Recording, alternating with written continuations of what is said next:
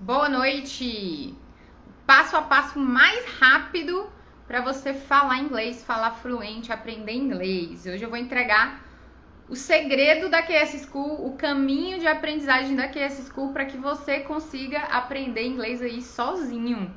Se você quiser, se você não tiver condições de entrar no curso, quiser estudar sozinho, tô te entregando aqui a maneira mais rápida, o caminho de aprendizagem, por onde começar, por onde seguir, qual a sequência, tá bom? Então anota, não perde que isso aqui é conteúdo diamante que eu tô dando de graça pra vocês. Hello, Gelson. Hello, Delon.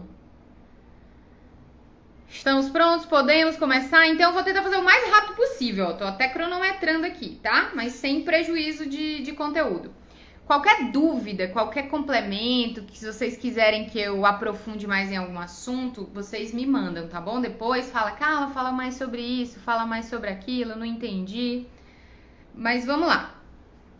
Então, a primeira coisa que você precisa fazer, o primeiro passo, né, para você aprender inglês, o caminho da melhor forma é você começar pelos verbos maternais, os 40, 50 verbos maternais. O que são esses verbos maternais? Ai, meu Deus, o celular tá caindo.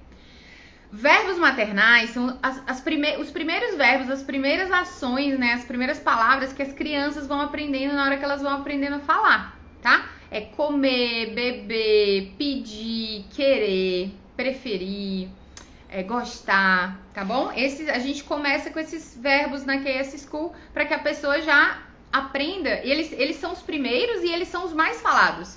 Eles são... Vou chutar aqui um número aleatório, mas eu diria que esses verbos, esses 40, 50 verbos principais da língua, eles são 80% mais falados do que os outros. No português é do mesmo jeito, tá? Isso é para todas as línguas. Existem palavras ali que a gente repete muito mais do que comparado com outras. Eu vou, por exemplo, gostar eu gosto, querer eu quero, comparo esses verbos com, sei lá, procrastinar ou... Até que é um verbo na moda, procrastinar, né? Mas, por exemplo, postergar. Quantas vezes você fala postergar no mês? E quantas vezes você fala eu quero, querer, né? Então, os verbos maternais são esses verbos mais falados. Os primeiros que você aprende a falar e os que você mais repete. Então, depois que você aprender, ou em paralelo que você for aprendendo esses principais verbos... e aí o pessoal que está fazendo o curso gratuito já começou a aprender, né, esses verbos, e aí eles trazem muito mais possibilidades de fala. É estratégico você começar por aí, porque o interessante é que você comece logo com o maior número de possibilidades. Então tudo aqui é pensado. Vamos lá, não vou ficar explicando muito, porque senão eu não consigo falar tudo. Então depois que você aprender os verbos maternais, anotem aí, aprender os 40, 50 verbos maternais, os mais usados na língua, os verbos mais usados na língua, você vai aprender as principais preposições, as preposições mais básicas, tá bom? Pessoal, eu vou ficar olhando aqui minhas anotações, se eu olhar pra baixo, eu tô olhando minhas anotações para não esquecer de nada, eu quero entregar tudo pra vocês, tá bom? Então, vocês vão aprender preposições de lugar, de direção, de movimento, de origem e de tempo, em paralelo a esses verbos que vocês estão aprendendo, porque a língua ela é um ecossistema, não adianta você aprender nada separado. Então você vai aprender os verbos maternais, depois você vai aprender as principais preposições, as mais básicas que eu acabei de falar. Depois que você aprender esse vocabulário básico de verbos e preposições, você vai aprender a fazer perguntas e você vai aprender os auxiliares de perguntas, que é uma coisa que não existe no português. O inglês e o português, em muitos momentos, eles vão ter palavras parecidas. Porém, em estrutura, tem coisas diferentes. Existem muitas coisas na língua inglesa que não existem no português. E esses auxiliares de perguntas é uma dessas coisas. Para quem já estudou antes, eu tô falando aqui do do das, do did, do can, do could. Mas os principais... os auxiliares de pergunta que vocês vão aprender primeiro são os do tempo presente. Tudo isso que eu tô falando, vocês vão aprender primeiro no contexto do simple present, o tempo presente. Por quê? Porque é mais fácil você entender as estruturas básicas todas primeiras no presente, tá bom? Então, esses auxiliares, você vai aprender a usar os auxiliares do presente, que são o do e o das. Depois que você aprender isso, você vai aprender, tô falando uma sequência, vão anotando em sequência. Você precisa aprender como falar os pronomes interrogativos. when, what, how, ou vou falar em português, porque eu não sei qual o nível aí da galera que tá assistindo. Então você precisa aprender a falar quem, quando, onde, como, porquê. Esses são os pronomes interrogativos. Quando você junta esses pronomes com esses principais verbos usados, os mais usados, com as preposições básicas, você já consegue explodir na comunicação, você já consegue fazer muita coisa, tá?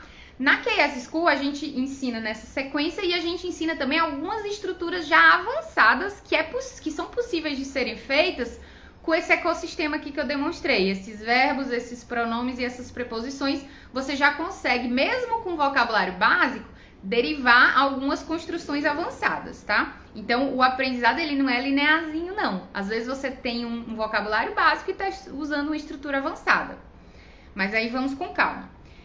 Então, aprendido tudo isso no tempo presente, no simple present, que você vai começar por ele, verbos mais falados, preposições básicas, pronomes interrogativos básicos e auxiliares de perguntas, auxiliars, você vai passar para estudar o passado, simple past. Por quê? Porque na prática, quando a gente está conversando no dia a dia, a gente usa pouco o presente. A gente só usa o presente para passar informação, para coletar informação ou para falar de rotina. Quando eu falo aqui, pessoal, tá tudo bem na live? Vocês me viram entrando ou vocês fizeram? Geralmente estou falando no passado, tá? Numa conversa, ou no passado ou no futuro, mas a gente usa muito. Mesmo que seja um passado de 1 segundo atrás.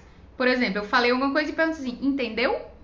Entendeu é passado, não é? Entende é entendeu. Então a gente usa muito mais o passado do que o presente. E aí vocês vão pegar esses 40, 50 verbos mais usados na língua inglesa e vão aprender a falar eles no passado e vão aprender como é que se estrutura frases e perguntas no passado, tá bom?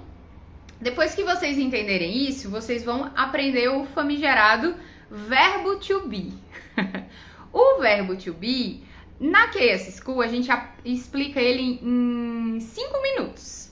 Por quê? Porque o verbo to be, ele só é usado em 5 situações no inglês. Você só precisa dele para essas 5 situações. Carla, por que a gente fica, então, a escola inteira, anos, estudando o verbo to be e ainda não sabe usar esse tal desse verbo to be?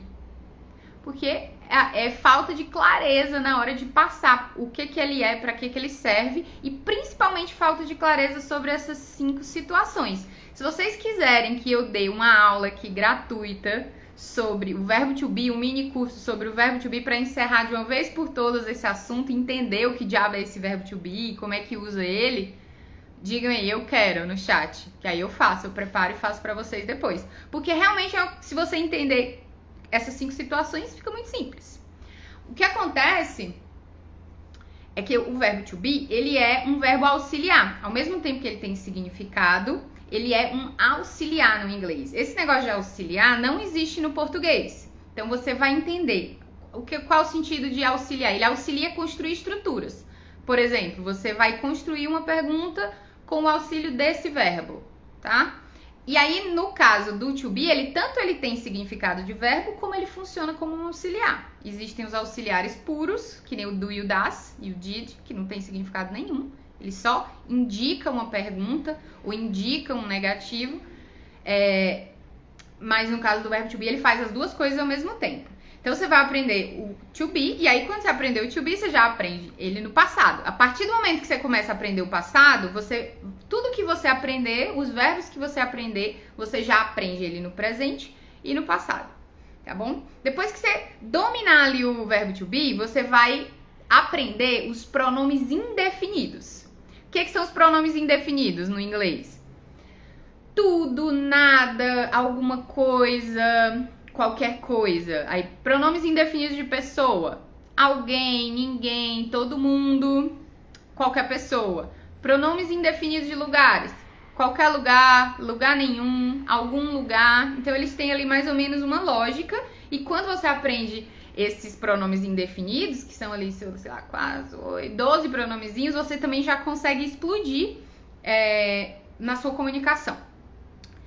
Depois que você aprende os pronomes indefinidos, tudo, nada, todo mundo, ninguém, você vai aprender a fazer comparativos. Comparativo, voltando para a escola, é isso mesmo. Você vai aprender a dizer que uma coisa é melhor, que uma coisa é pior, que uma coisa é mais isso, que uma coisa é menos aquilo, tá? A gente vai ter comparativo de igualdade, isso aqui é tão bom quanto isso, e aí você precisa aprender adjetivos. Por que tem uma sequência? Por exemplo, não dá para você aprender a usar comparativo se você não dominar o verbo to be antes.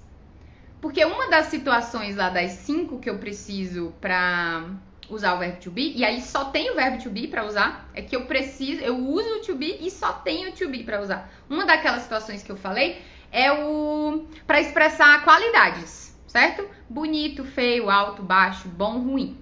Então você vai usar essas qualidades para comparar. Isso é tão bom quanto isso, essa pessoa é tão inteligente quanto essa, comparativo de igualdade, comparativo de superioridade e inferioridade, mas sempre usando um adjetivo, certo? Bom, ruim, alto, bonito, feio.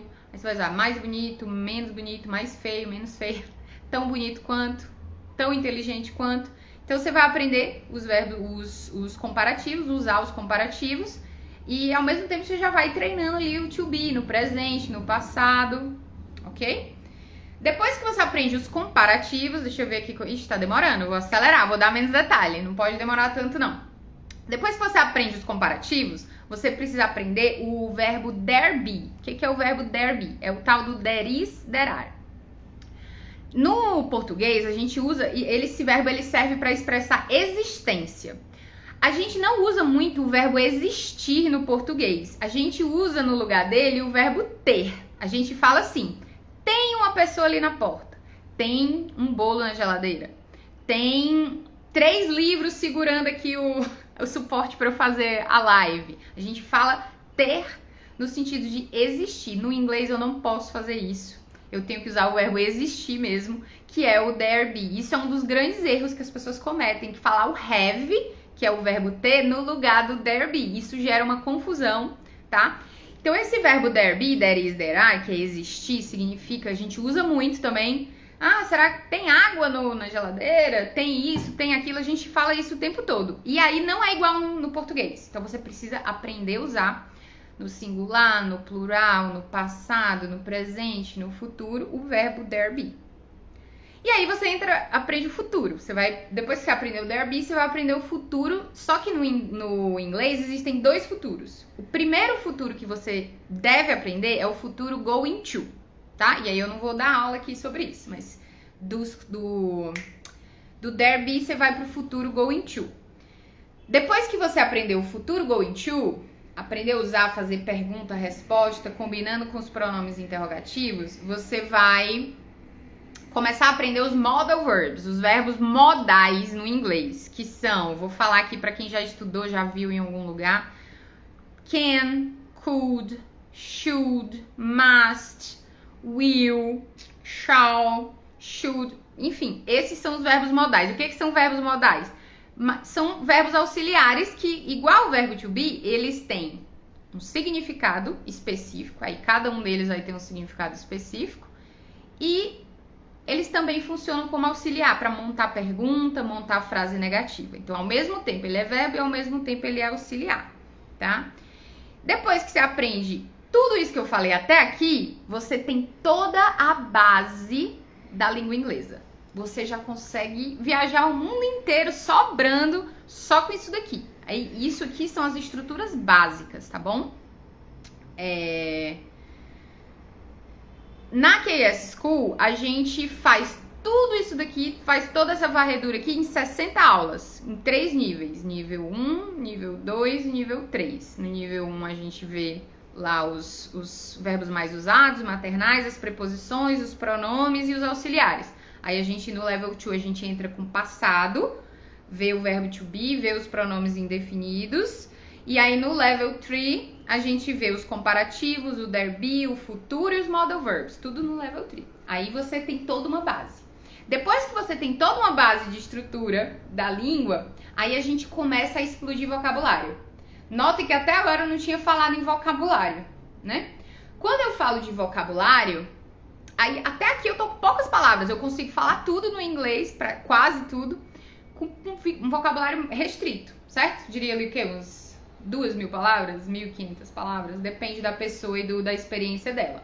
Mas, quando a gente entra no level 4, que eu considero o level intermediário para os alunos da QS, a gente começa a ir trabalhar vocabulário, e aí eu faço uma série de recomendações. Mas quando a gente fala de vocabulário, a gente tá falando de quê? Verbos novos, por exemplo, sei lá, compactuar é um verbo, certo? Disseminar é um verbo, que a gente não usa tanto, mas são palavras, dependendo do seu nível de vocabulário, né? Aí a gente tem vocabulário básico, vocabulário intermediário, vocabulário avançado, assim como é na língua portuguesa. Você vai conversar com uma pessoa com grau de instrução mais baixo, ela tem um vocabulário mais básico. Você conversar com uma pessoa de nível acadêmico elevado, ela vai usar palavras robustas, esdrúxulas, não é mesmo? E aí eu vou ter, para vocabulário, eu vou ter verbos novos, você vai estudar verbos novos e vai estudar substantivos novos. O que são substantivos? Coisas, pessoas, lugares, certo? Então, verbos mais substantivos que compõem um novo vocabulário. E aí, junto com essa construção de vocabulário, a gente começa a estudar algumas estruturas que eu considero intermediárias. Por exemplo, question tags, que são confirmações. Você vai aprender a fazer pequenas confirmações em inglês. Você vai usar condicional, que é o if. Se aquilo, então aquilo. Também é uma estruturazinha fácil. E a gente começa ali, já nesse nível, a estudar também collocations intermediárias, básicas e intermediárias, e idioms intermediários avançados. Já bem, Carla, não entendi nada. Collocations são, como é que eu posso dizer? Palavras que normalmente vêm juntas, tá? Vou dar um exemplo aqui que talvez algumas pessoas entendam. Muita gente conhece aquela pergunta assim, how old are you?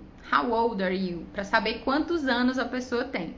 Se você fosse traduzir do português para o inglês, você ia traduzir assim, how many years do you have? Que seria a tradução literal de quantos anos você tem. Só que aí, how old are you é uma collocation, é uma forma diferente. Como que isso seria falado na língua inglesa? Se você fosse traduzir o how old are you, seria o quão velho você é. Dá pra entender, não dá? Se eu disser quão velho você é, a pessoa vai dar ali uma resposta. Então, collocations são conjuntos de palavras que geralmente vêm junto. Ó. Geralmente, essa combinação aqui sai assim, naturalmente, para os falantes da língua. Isso são collocations. Idioms são gírias, ditados, expressões. Por exemplo, never look a gifted horse in the mouth. Cavalo dado não se olha os dentes. Ou então uma gíria assim, nossa, você arrasou, you nailed it. Então são expressões e gírias que você também, já no nível intermediário, já pode começar a ver as mais comuns, a que você vê em filmes o tempo todo, vê em vídeos, músicas, tá? Mas aí existem as que têm estruturas mais simples e as mais avançadas. Depois que você aprender tudo isso, aí você vai para o nível avançado. Só aí você vai entrar no nível avançado, com vocabulário avançado, com substantivos avançados. E aí no avançado do inglês, existem estruturas que não existem no português, tá bom? Por exemplo, o primeiro passo do avançado é aprender o present perfect. Present perfect é um tempo em inglês que não existe no português, certo? Até de tudo isso que eu falei para trás, existe no português. No avançado, começa a ter estruturas que você não vai ter um parâmetro no português, porque realmente não existe. Então, primeira coisa é você entender o que é o present perfect, como é que ele é formado. Na hora que eu traduzo o present perfect, por ele não existir no português, às vezes ele vai ser traduzido como passado e às vezes vai ser traduzido como presente. Mas, na verdade, o present perfect, ele fala sobre algo que começou no passado e tem consequências no presente. É um processo de algo que vem do passado até o presente. Então, você vai entender o present perfect e as variações, tem algumas variaçõezinhas. Você vai entender como é que faz pergunta, todos os tipos de pergunta, como é que faz resposta no present perfect. Depois que você aprender o present perfect, você vai aprender o past perfect, que seria ali o passado do passado, né? O passado do present perfect. E aí você vai aprender o future perfect, que seria o futuro do present perfect. Tudo isso com suas variações. Past perfect tem variações, o passado perfeito. Vou falar aqui, porque eu nem percebi, mas seria o que? O presente perfeito, passado perfeito e futuro perfeito. Isso são estruturas do inglês avançado que não existem no português, tá bom? E aí, em paralelo, enquanto você aprende as estruturas, os tempos verbais avançados, você vai aprender collocations e idioms avançados. Você vai aprender preposições de um vocabulário mais avançado. Você vai aprender estruturas que, inclusive, não fazem sentido nenhum em português, mas que em inglês são usadas nesse nível. Por exemplo, I was lied to, had a night gun, I wouldn't have had that. Esse tipo de estrutura, se eu for traduzir para português, não faz sentido. Por exemplo, I was lied to, que seria mentiram para mim. Se eu for traduzir ao pé da letra, fica eu fui mentido para. A pessoa, olha, eu fui mentido para, não entende nada. Mas por quê? Porque é uma estrutura, ok? E aí não existem muitas. O inglês é uma língua fácil. Eu tô falando tudo isso, mas é fácil de entender isso daqui. Não existem tantas variações assim. O importante é você não decorar, não limitar todas essas estruturas a contextos específicos. Entender que tudo isso é aplicável, todas essas estruturas e todo esse passo a passo, eu vou aplicar no aeroporto, na viagem, na entrevista de emprego, na hora que eu estiver paquerando, em todos os contextos, tá? Isso aqui é a espinha dorsal do inglês e é o caminho mais rápido, o caminho mais inteligente. O que acontece com muita gente que começa a estudar sozinho? A pessoa tá lá no básico e aí ela pega e vai estudar um present perfect, que é uma estrutura avançada. E aí ela não consegue acompanhar porque ela não entende o que são auxiliares. Ela não domina, aí ela vai estudar comparativo sem dominar o verbo to be antes. E aí ela não consegue variar o to be pro presente, pro passado, pro futuro. Então ela não consegue fazer a relação, ela não consegue evoluir porque ela não tem a base. Outra coisa que acontece é não entender todas as formas de usar o there be, que é o verbo existir, o nosso ter, né? Que a gente usa simplesmente o tempo todo. Vai ter, tinha, no sentido de existir. Tinha cerveja na festa?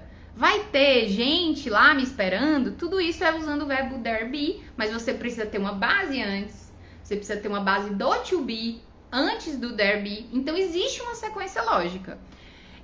Eu vou deixar esse vídeo salvo para vocês até domingo. Não sei se vou deixar liberado esse ouro, esse diamante aqui. Mas isso aqui já vai te ajudar muito, muito se você pretende estudar inglês sozinho, sem a ajuda de ninguém. Eu tô te dando o caminho. É por aqui. É o caminho mais rápido, com menos erros, tá? O mais lógico, mais fácil de entender. Se você for pegar tudo isso que eu falei e misturar e não tiver uma sequência, você vai ficar doido, vai dizer que inglês é impossível. Tá bom? Mas seguindo esse passo a passo aqui, aí tudo fica muito mais tranquilo. Nos cursos tradicionais, nas metodologias tradicionais, as pessoas demoram de 6 a 8 anos para fazer tudo isso aqui que eu falei para vocês. Na KS School, a gente consegue fazer isso aqui em 2 anos e meio, 3 anos, tá? Justamente por ser um encadeamento otimizado, né? Com menos atrito, com menos custo. Um negócio que vai direto ao ponto, ok? É daqui para cá, daqui para cá, daqui para cá. Então, boa sorte. Agora eu vou botar tudo isso aqui em prática, um pouquinho disso aqui, o comecinho disso aqui em prática com o pessoal que tá no curso comigo, curso gratuito do inglês do zero à conversação em 7 aulas, ok? Espero ter ajudado. Quem ficar com alguma dúvida, me mande pergunta no direct. Eu sou acessível, gente. Eu só não tenho muito tempo, mas eu respondo sempre com o maior gosto a dúvida de vocês e procuro ajudar ao máximo da forma que eu puder. Então, boa noite pra galera do Instagram. Venham para o Zoom, ainda dá tempo, as aulas estão gravadas. Se você quiser conversar em inglês ainda essa semana, ainda dá tempo, tá bom? Aproveitem a oportunidade. Tchau, tchau. Boa noite.